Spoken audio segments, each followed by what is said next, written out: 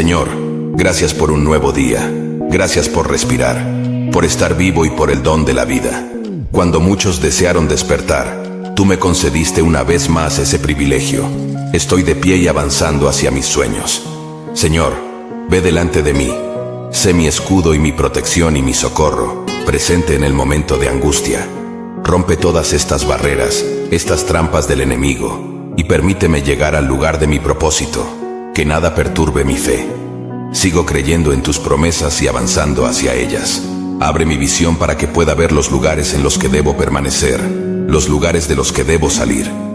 Señor, no permitas que insista en cosas que no son mías, pero permite mi insistencia en tus promesas, en tus propósitos y en todo aquello que tú has escrito para mi vida.